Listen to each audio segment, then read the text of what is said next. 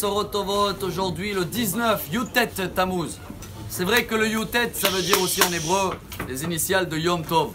Bon, on souhaite ce sera des journées bientôt, des journées de bien. Mais pour cela, chers amis, et voilà, je pense que c'est le moment aujourd'hui, devant ces semaines qui sont devant nous, chacun de nous, je pense qu'il sait ou que c'est facile à retrouver ce qu'il ne faut pas faire en ce moment. J'ai même vu qu'ils ont partagé une liste, et si Dieu veut avec le cours, ce serait bien de la partager. Je ne sais pas si elle existe en français, mais c'est simple en hébreu.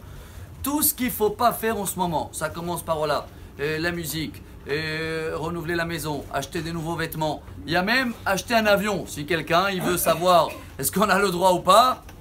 Il y a toutes les règles, il y a ou oui ou non. Mais ça, c'est les choses qu'il ne faut pas faire en ce moment, pour se rappeler justement du temple. À tel point qu'une des raisons qui sont amenées dans le Shulchan Aruch, vous connaissez cette histoire, pourquoi on enlève les couteaux dans la semaine pendant Birkat? Une des raisons, c'est parce qu'une fois il y avait un, quand il arrivait dans la phrase « Vous venez à Yerushalayim, Irakot, et Rabbi Amenu », ça veut dire que Hachem construire Jérusalem, tellement il était triste qu'il a pris un couteau, il s'est assassiné lui-même. Bon, alors quoi, à cause de ça on enlève un couteau? Il y a un danger comme ça aujourd'hui avec un couteau en plastique? Non, c'est que chacun de nous doit se rappeler qu'il y en a des gens qui arrivent à être très très tristes de Jérusalem. Franchement, je parle pour moi, c'est dur à le faire toute l'année. Aujourd'hui, la halakha du jour, c'est quelque chose à faire. Tout ce qu'il y a à ne pas faire, je compte sur vous, prenez la liste, chacun il peut suivre ou selon Rav Ovadia Yosef, ou les Ashkenaz selon le Rama, ou même ceux-là qui veulent suivre le Ben Ishraï. Il y a tous les coutumes, ce qu'il ne faut pas faire. Aujourd'hui, voilà ce qu'il demande le Harizal de faire tous les jours pendant ces 3 semaines jusqu'à Tisha B'Av. Entre parenthèses, sauf Shabbat et vendredi. Qu'est-ce qu'il faut faire? Je lis, comme ça ne vient pas de moi. Katav Rabbeinu Harizal. Minhag tov ve kasher me'od lechol ba'al nefesh. Bechol yemei ben hametzarim achar chatzot hayom.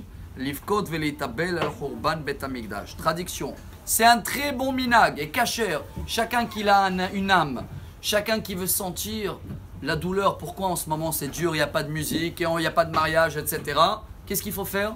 Trouver 3 minutes dans la journée, entre midi, mi-journée, Chatzot Hayom, bon en Israël c'est vers 1h moins le quart, jusqu'à le coucher de soleil, Shkiat Hachama, se mettre par terre, si possible, mais sinon, le but c'est de lire 3 parties. Il y a 2 Teilim et un chapitre de lamentation. Alors les 2 Teilim, ceux-là qui veulent les noter, ça s'appelle Tikkun Rachel. Le premier c'est le 137, tout le monde le connaît, mais que dans les mariages, Imloa, allez, là il faut le pleurer. 137, hein. Le deuxième c'est le 79, Mizmor le Asaf.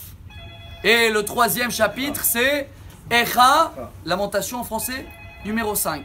Chers amis, chacun de nous, hommes comme les femmes, il dit aussi Rav Ovadia Yosef, c'est bien que les femmes trouvent ces 3 minutes par jour en ce moment, l'après-midi, pour se rappeler, voilà quelque chose à faire en ce moment. Et grâce à ça, Bezrat Hashem, très très vite, tout ce qui est pour l'instant interdit sera très très vite autorisé. Bonne journée.